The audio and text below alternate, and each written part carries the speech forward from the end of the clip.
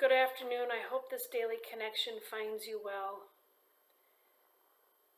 As we take this time to pause together, I'm mindful of what scriptures will say to us on Sunday when we gather together virtually for worship. First of all, one of the things we'll talk about is communion, being the body of Christ. Whether we are gathered or scattered, we can be the body of Christ at work together. So I ask that you have your communion elements together or not, but know that we will take some time and to bless those elements together on Sunday morning. The other piece is we will focus in on the Genesis text in the beginning, when God began to create the heavens and the earth. Because in the midst of that story, we hear that it was good, and God saw that it was good, and God said that it was good. And that when we get to the part where God created humanity in God's own image, in the divine image, God created them. A powerful reminder for where we are in this moment.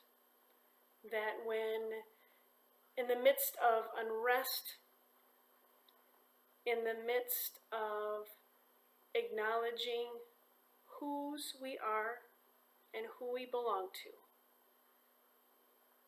Black Lives Matter, life matters, and what we need to do in this time is to really begin articulating that message, that in the image of God, we are created, we are beloved, we are beautiful. All bodies are beautiful. Black bodies are beautiful. So on this day, my friends, as we take this time to connect, know that when we stare out our windows on this hot spring day, technically though it feels like summer is here to stay, that God is working in ways we have not seen. We are mindful of how the Spirit rushed in last week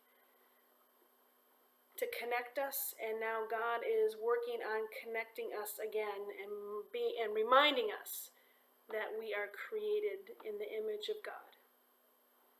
And I am not going to use a Bible as a prop, nor am I going to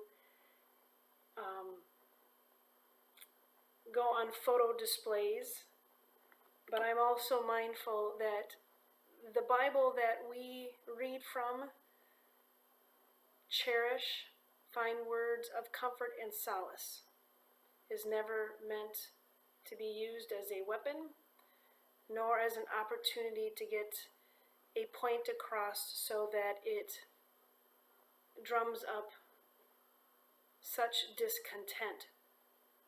There's enough discontent in the scriptures.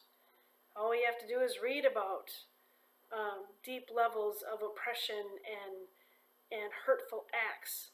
And that is what the prophets were speaking against, and that's what Jesus' life and ministry spoke against. We should not ever sit and take one's Bible and hold it and act as though that by simply holding the Bible, it will solve all issues. It's how we interpret that good book that holds so much, that we need to take the time to read it and pray over it, and just to simply pray would be helpful.